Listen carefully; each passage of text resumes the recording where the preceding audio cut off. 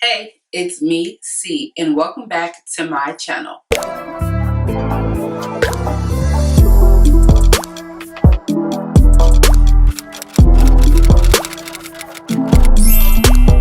Child, we are back with another Love and Hip Hop recap. Happy Tuesday. If you did not see last night's episode, go ahead and watch it, then watch my video just so that we can chat in the comments down below and, really get into this tea. Of course, the episode opens up with Kiyomi and Cheyenne back fighting in the parking garage, looking dumb, just a mess. Like, I honestly don't really have much to say about this little fight because it doesn't make sense. And then after the episode, I went on Instagram and Kiyomi's like on Instagram Live saying how she didn't watch this week's episode, but her fans or like, supporters and stuff are like telling her like, yeah, and Shooter, he was at the birthday parties for the kids. I'll get into the birthday party later, but it was just annoying. And I'm just like, okay, so Shooter and Kiyomi, are they actually a real couple? Or like, is this for the show? Like, I don't really even know. I really don't know. But with Love and Hip Hop, nothing surprises me. So if they're not a real couple or weren't a real couple at that time, then listen, we're not surprised. And Scrap being the brother that he is, he's trying to pull Cheyenne back and saying like, she's not worth it, he's not worth it, all this stuff. And Cheyenne's like, I am over him, blah, blah, blah, blah, and I'm gonna let it go. But when I see her, I'm gonna catch that bitch, I'm gonna drag her. That's not letting it go, but I feel you. I mean, keep that same energy, cool, whatever. So the girls finally come back from their little ski trip or cabin trip, whatever you want to call it, their little retreat. And Bambi, she has to figure out a way to surprise Scrappy with the whole gender reveal thing and telling him that she's pregnant and they're about to have another baby. Like, that's very much so exciting news. So she wanted to do something super cute. She planned it all out and did like a medieval times thing and had them sit on the throne. The workers were in on it. Everybody was in on it. It was just honestly like it was funny, but like a little cringy just because like Scrappy, his facial expressions and the things that he do is just so funny. So like, it doesn't matter like how serious it is, it's just funny. Like, they're just a funny couple. But all in all, it was really cute. Of course, later on in the episode, Mama D comes and, she's complaining, saying how it's not fair that she found out about the pregnancy on social media or through other sources. And I get it, very much so true. But they probably wasn't thinking that, like, when you're in the moment and you're surprising your significant other or whatever the case may be, and they recorded like, oh my God, this is so great or whatever, they probably just wasn't thinking about anything. I'm pretty sure they just told the people that were there, which was Bambi, Scrappy, Imani, I think that's her name, Scrappy's daughter, and the baby Braylon. Like, relax. Like, I don't understand why Mama D and some mothers like her just always have to be so like, yes, you'll find out. Yes, they should have called you right after the fact. But like, relax, like, it's not that deep. So after that conversation, of course, they're at Bambi and Scrap's house. And I keep saying Scrap, but Scrap is Scrap De Leon, the other boy. And Scrappy is like little Scrappy. But anyway, so of course they're at Scrappy and Bambi's house. And that whole situation just happened. And Cece is there. So it's very much so awkward, annoying tension in the house, in the room with Mama D and her. Because the last time we seen them together was the whole eulogy funeral situation. Like, just a mess. And of course, those two get into it. They had to separate them and all the other trash. Like, it was just a lot. Mama D did, apologize to Bambi and say, like, I did take it too far. We both took it too far. And Baby agreed, like, they both be taking it way too far. And, Mama D just spoke her piece and said, it's real hot. The pot is hot. So I'm going to let the pot cool down before I address the situation. The pot being Cece, Bambi's mother, which, I feel like was, I guess, a mature thing of Mama D to do, because she could have just went back upstairs and just stirred the pot a little bit more, like she always be doing. But she didn't. So, you know, bravo, claps for Mama D for a little bit of growth. In this episode, Kirk and Rashida also sit down with their son, or Kirk's son, Kirk Jr. They bailed him out of jail, all that stuff. They don't have any more real updates regarding, you know, the arrest and all that. They said that court might not even be for a year or two. So only God knows when his court's going to be. But yeah, we don't really know much about that situation as of now. So it's not really much tea to spill or to chat about. Now, as you can tell, I'm going out of order in which things have happened today, just because I'm saving Sierra's storyline for last because I have so much to say about that one. So let's just move right on to Kendra and Young Jock. So they are still getting married. They decided to do their destination wedding. During the episode, Kendra had a whole girls' day planned. She had a spa day, invited all the girls. And when I say all the girls, I mean all the girls, including Miss Auntie Carly Red. And I just don't understand that. Like, just last year, Carly was telling Kendra about how Jock was still trying to be all up in that and this, that, and the third, and woo, woo, woo. And I mean, you know, it could have just been for the show, or they could have really just gotten over it. Either way, that's cool. I just don't feel the need for people's ex-teens to be at a wedding or a bachelorette weekend. Like, I don't get it. Like, it would be different if Kendra and Carly were actually friends, but they're like not. They're just only around each other for filming purposes for the show. So, I mean, I guess. I don't know. I just feel like for me personally, that's not something I would agree to. Like, I'm not saying, like, for example, Insecure, right? If y'all watch Insecure, cool. If you don't, then sorry. But Issa is cool with Condola, right? Condola is Lawrence's new boo thing. And Issa and Lawrence are exes, like long drawn out love story, okay?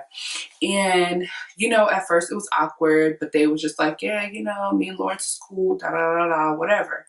And I don't really want to say Issa and Condola are friends. They're more so like business partners, but friendly. Like, you know what I mean? Like, I don't know. But I don't see Lawrence and Condola, if they were to ever make it that far, invite Issa to the wedding. To me, that's just strange. Like, yes, you can be friends or cool with your ex-teens, but I just feel like it's just too much. Like, I don't know.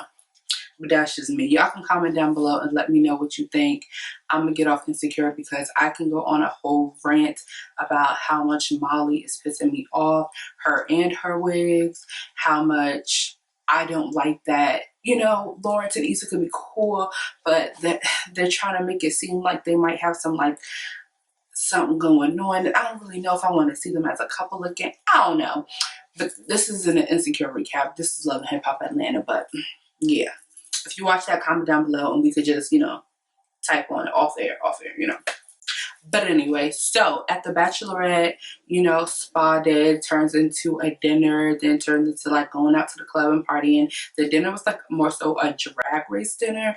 And Kendra's mom was there being a little sour, being a little duh. And that's cool. I personally don't understand why you would invite your mother or mother-in-law or whatever to your bachelorette things. Like, no, absolutely not. Like, I don't understand, but whatever, I guess. But her mom was just sitting there like, you know, like, just stop. Like, the girls want to have fun and you're not. Like, this is not your crowd. It's not your scene, boo. Go home. You could have came to the spa day and that was it. You didn't have to come to like the night teams, you know? Like, the mom was just so uncomfortable. Meanwhile, you had the other moms and the aunties dropping it low, picking it up slow, all that, yeah. And I don't know. I just don't think that's any place for your mother or someone's mother. Like, it's time to be ratchet and I don't. Too close for comfort, baby. Too close for comfort.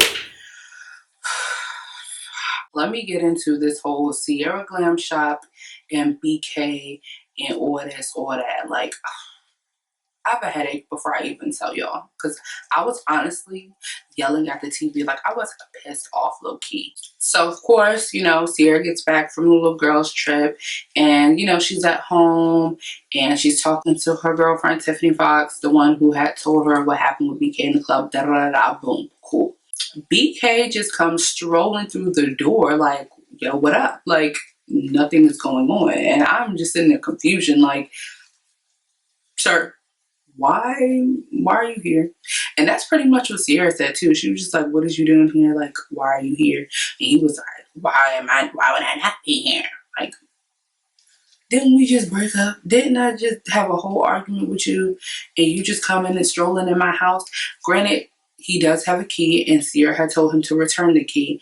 But I just feel like if you're coming here to return the key, why didn't you just, tell me, hey, I'm on my way to return the key and not be that? No, you came to the door like you was about to spend a night. Like, no. So, of course, that alone ticks Sierra off, and they're going back and forth. Things go left, and she's just like, you're not acting, or you wasn't acting like somebody that's in a relationship. And y'all know what this man BK said? He said, I can't help that females like me. And he has a stupid grin on his face. I was like, you want to get decked? You want to fight? Like, do you want to fight? Let me know. And it's like, yes, you can't control if other women or people are attracted to you, but you can control how you react in that situation. Like, you don't let somebody get all up close to you and touch your beard and be mad touchy-feely with you all up in your face to even have anybody around thinking that it's something that it's not.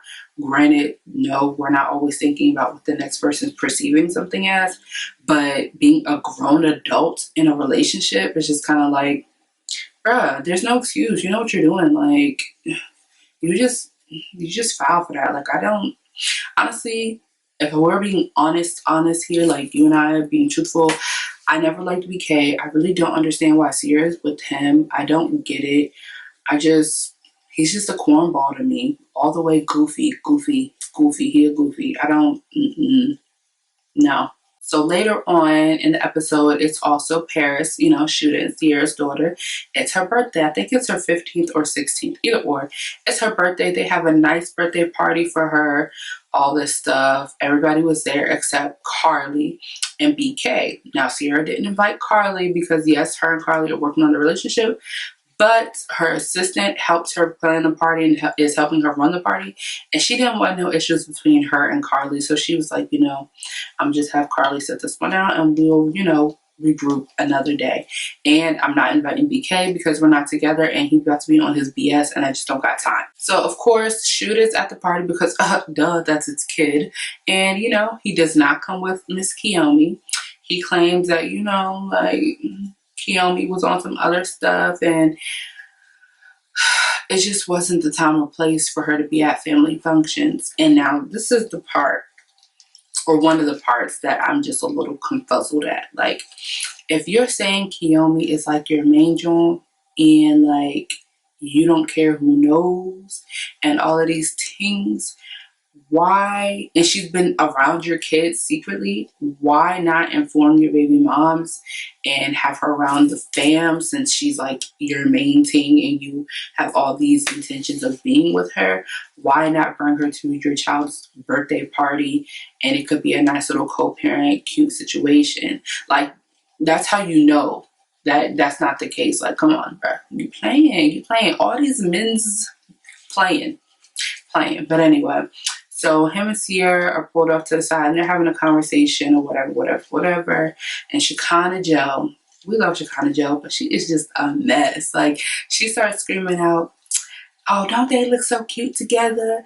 Shooter, you love her and you love him and y'all just need to stop playing.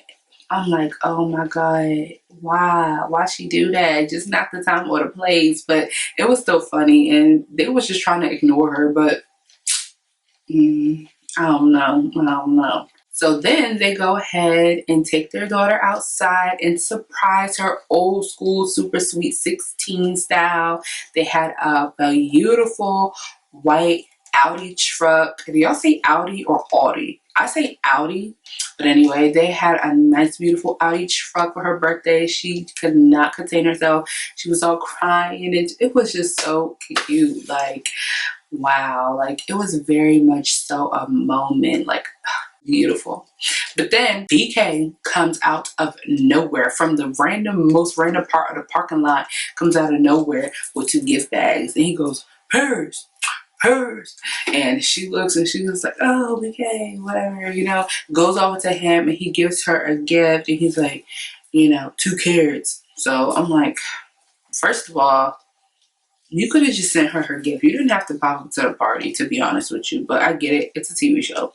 And you didn't have to say 2 carrots, yet again, goofy. Like, yet again, cornball. You could have just gave her gift and said, happy birthday, beautiful, like, whatever. You know what I mean? Like, cornball. So after that, she accepts her gift. She says, thank you, give him a nice little hug. She goes about her business. Like, whatever.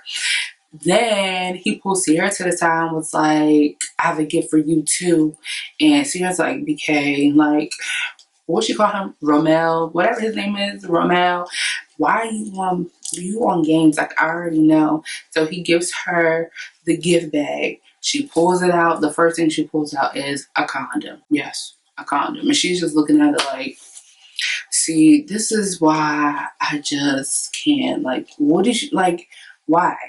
Then he's like, no, there's more in there. There's more gifts in there. So she looks back in the bag, and in the bag is some printed out, crinkled up text messages or DMs. I guess he went through her phone, screenshot it, print them out, whatever. And it was messages between her and some guy. And he said also shooter. So I don't know if it was multiple people or if it was shooter and just one other guy. I don't know, but it was messages in there. And yeah, and she was just like, why are you bringing this here? Mad annoying, yada yada boo. And I'm just sitting there rolling my eyes the whole time. Like, he's like, so you out here doing what you accused me of. What? We're not even together. So I don't care if it is a day later, like, or an hour later after we break up. She was mad. Leave her alone. Like, I don't understand. Y'all are not together. So whatever she did has nothing to do with you. Like, you are not together. I don't understand. I really don't get it. I will never understand why a man will try to combat a woman about something she did after the breakup instead of addressing the stuff you were doing while you're together. I don't care if it was an hour after the breakup, immediately after the breakup, a year, 2 years, a decade. I don't care. After is the word. After. We are not together. We have already had the conversation. Not together.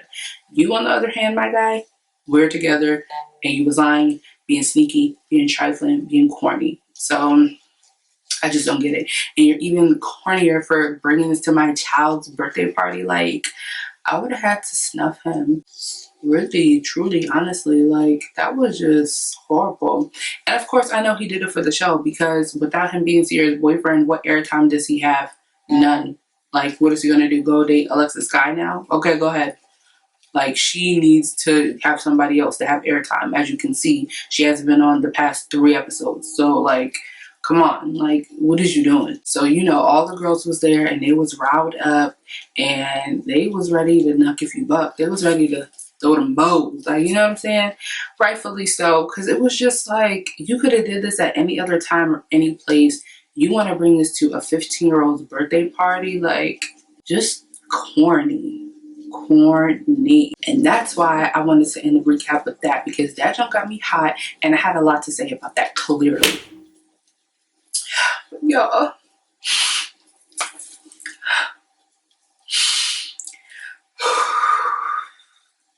I'm so sad. I'm upset. Why are you so upset, Sierra? I'm about to tell you. They said that next week, episode 9 is going to be the season finale. The season finale, y'all. We's getting gypped. We is getting cut loose. Like, I'm really upset. Like, I know I'm being super dramatic, but like, I really am upset. Atlanta is one of my favorite seasons.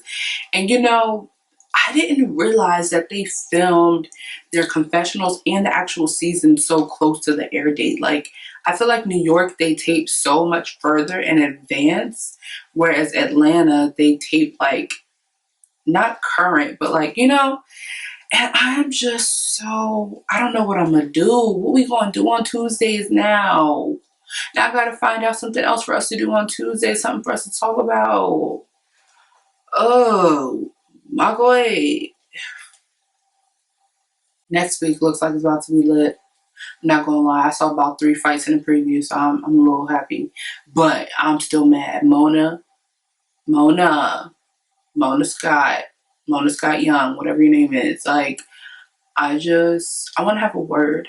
I'm gonna write you a letter. I'm gonna write it. I'm gonna mail it. I'm going to, because I just feel like I can't find the words what I feel like. But y'all, we gonna watch next week's episode. It better be lit. I better come back with a whole mouthful, okay, of things to talk about for our recap next week, because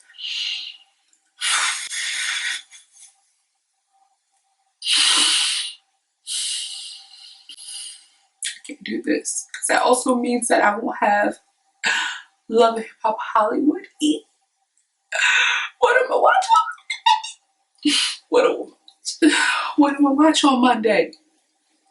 Oh, okay. Let me gather myself. Okay, sorry. I just had a little breakdown. But you know, it's cool. We are in this together. I'm not going to stop uploading twice a week. We will find something to talk about on Tuesdays, okay? We will recap something.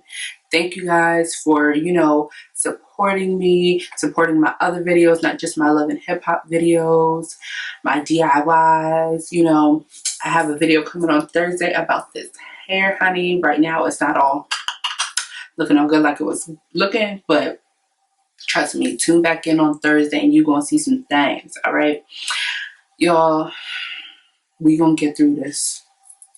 I got us. Thank you for recapping with me. This is C, and I'm signing off. See you in the next video.